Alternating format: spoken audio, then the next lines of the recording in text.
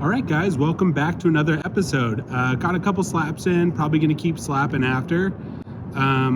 Just taking it really easy because my Achilles tendon has really been bothering me lately. And I know for myself, that means I got to step back a little bit and maybe get a rest day in here and there, which I've done. I've taken a couple days off, iced, heat, ibuprofen, all that. But it's hard because I skate 2 to 3 hours a day, really early in the morning most of the time. So I put a lot of stress on my feet. I'm 39 and 6 months away from 40. So your body starts to take a toll, right? It's like skating wants your body. And there's no way to avoid it, I haven't really ever stopped skating. I think there was a period of time where I dipped due to some personal reasons, but I never really stopped. I don't think there's ever been a month where I didn't skate. So, yeah, my body sometimes catches up with me. And one of the things I had to change was I had to switch from a vulcanized shoe, which was actually a half cab, to a Cupsole, which the first Cupsole I skated since I was a little itty bitty kid was the XL. This is the Tom Penny XL. It's a Cupsole. And then we have your classic half cab. It's a vulcanized sole. So I'm going to go ahead and talk about the differences. I'd say about a year and a half, 2 years ago now, I tore all the muscles in the ball of my foot, and I was skating a vulcanized shoe. It's not necessarily the shoe's fault. I think it was a combination of a board, the new grip tape on the board, and a brand new shoe. And I was skating one of the heroin eggs that has the razor edge on it, in a brand new Vans shoe called the Wavy, and it caught my foot and it held onto my toe, so all my weight went into my heel and pushed the toe up as hard as it could go, and it pushed the toe up like that. Then what happened was the ball of my foot right here took the brunt of a terrible injury, and it took me, I'd say I still have pain to this day, and I've been taking care of it nonstop for 2 years. It's not as bad as it was. Some days I don't feel it at all, but there's days where it still hurts and I feel a little twinge of pain there.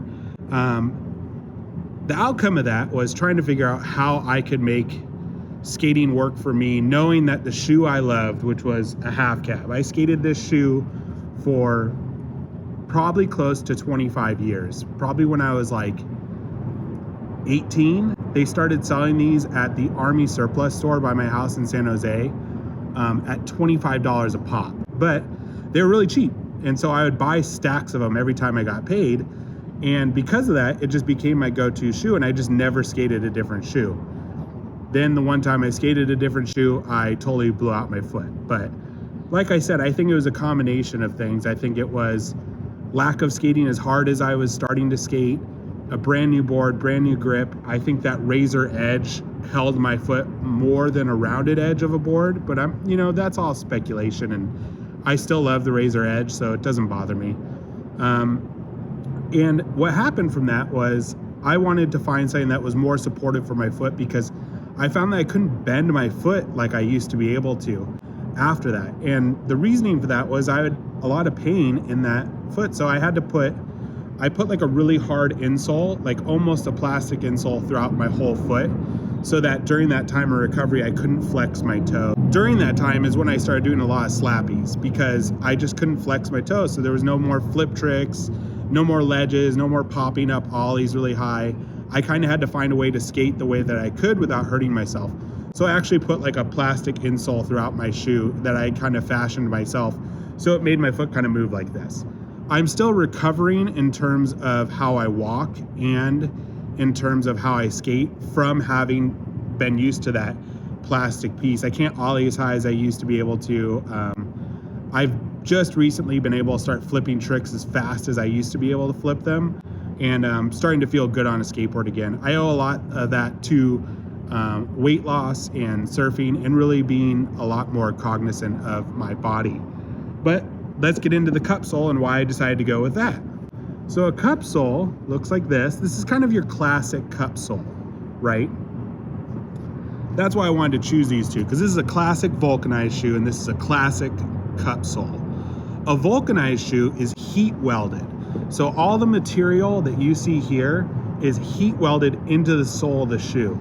And if you look at this tape, this is the tape that they put around it that actually holds the material of the shoe to the sole of the shoe. Now what that does is it makes the shoe more flexible right out of the box, right? So right out of the box, it's moving pretty well. Once you kind of get past this sharp edge here, so like skated like one session, half cabs break in and they feel like they're part of your foot. And that's one of the reasons why I skated them so long, is it just really is kind of like a sock with a little bit of padding on the bottom. I also always liked the mid-top design of the half cab. Plus it's reminiscent of like when I started skating, and yeah, anyways. So the half cab, you know, is a classic vulcanized shoe, and that gives you a lot of good benefits. Typically what I found is it's more grippy. I don't know if that's because they have to use a different type of rubber, but I find that it's more grippy. It's more flexible out of the box. It's got like a better flick for me. Because of the tape that goes higher up and around the shoe, I feel like I can flick my tricks like really easily. Like a kickflip and a half cab feels really good. So that's one of the reasons why I always skate a vulcanized shoe. Yeah, so out of the bat, a vulcanized shoe is gonna break in really quick. Like one session, you'll be good. If someone tries to tell you a vulcanized shoe doesn't break in quick, they don't know what they're talking about. This is like 31 years of skateboarding. I've skated Cups and Vulcs. Vulc is the quickest break-in. Now, let's talk a Cupsole. This is your classic Cup. You can see the stitching along the side. So what they actually do is they add glue to this part of the sole and they set the material into it. So your foot actually sits inside the cup of the shoe, hence Cupsole, right? It's like you're putting your foot into a cup. Now, the stitching is there because the glue and everything will eventually break faster than the vulcanized, but the stitching keeps it just as strong. So what's great about a Cupsole that I eventually have switched to is they're a little bit more stiff. I find that it keeps my foot like from flexing too much, which is like a problem that I've had with shoes ever since my injury, as well as the impact protection. The ball of my foot is really sensitive. If I hit too hard or drop off something too hard, the ball of my foot will hurt that night. So I try to keep with the Cupsole because it's got a little more stiff rubber on the bottom. Now the downside to the Cupsole is that it takes longer to break in.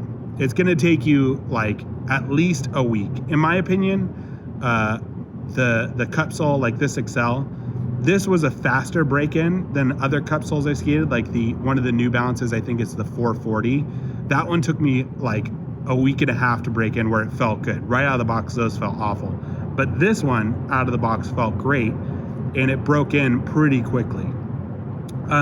What you find with most Cupsoles is because it's a little more sturdy, the sole lasts a bit longer.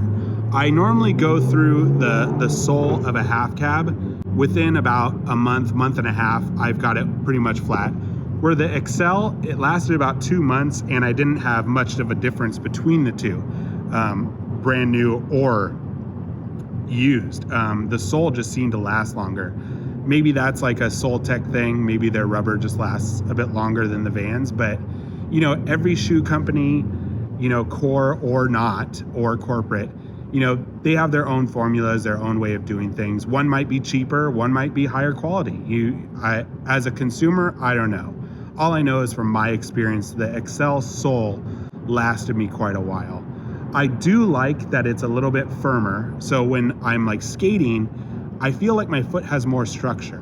It doesn't get all loosey-goosey, and even after a month or so, it doesn't feel like the shoe's bending like crazy. And as someone with a foot injury, that's like a big deal to me. I gotta make sure that my foot feels safe. That's normally what kills shoes for me. The shoe I'm skating right now, this one, the Zaba, I love this shoe. It's kind of like, feels like a little bit of a cross between a Vulc and a Cup. But what's gonna eventually be the undoing of this shoe is just general use. It's not even gonna be like, it's not even a matter of like, oh, he tore it to shit, it didn't last. No, it's not that.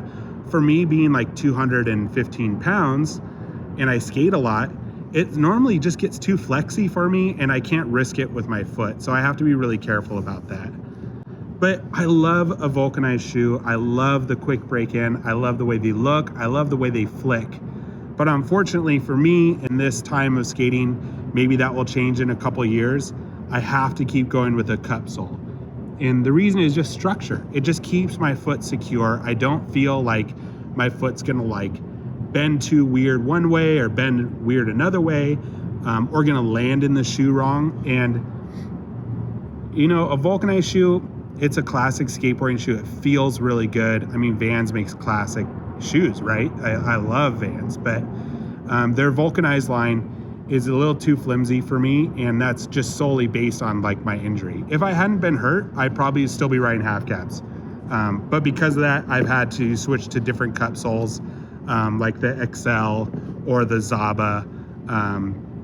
Yeah, so that's like kind of the two differences between the two. Faster break-in time, gets really flexible really quick. Longer break-in time, stays solid longer. This one, the vulcanized shoe, is going to have a little less impact protection. The Cupsole is going to have more impact protection. And that's kind of like the two things you need to be looking for when you're looking for a shoe. Don't get caught up in the trends if half cabs are cool or XLs are cool, whatever. That doesn't matter. It's really about how you feel on a skateboard. And for me, unfortunately, although I love how I feel on a skateboard with a half cab, I feel safest and like in my zone, and I can skate longer, and I'm less likely to get hurt wearing a Cupsole. Whether it's a Vans Cupsole, an S, an Emerica, that doesn't really matter, right? The brand, a Cupsole is a Cupsole. You're putting your foot inside the cup of the shoe. Impact protection is there, and it's not as flexible. And then, yeah, that's it. I'm just, you know, telling you these things so you know what I skate and why I skate it. You know, we did a little breakdown of my egg board, my slappy board, about a couple months ago, and I thought it was really interesting that people were interested in that. And I thought to expand on that, we would do shoes. So a Cupsole is where I'm at. Vulcanized sole is kind of like my dream shoe again. Once I'm well enough and once my foot feels really good, maybe I'll go back to a vulcanized sole. But right now, keeping it with a Cupsole is where I need to be. Well, thanks for this like 15-minute rant. I'll try to cut some of it out. Like and subscribe, and I'll see you next time. I'm probably going to be uploading some videos that are going to be out of my element in the next couple weeks, so I'm sure you'll see those. And let me know if you like skating white shoes. I love the way white shoes look, but I skate black pavement all the time, and they just turn black so quick. So I tend to not skate them just because I know I'd want to keep them clean. But yeah, anyways, hope you guys are having a great day. Until next time.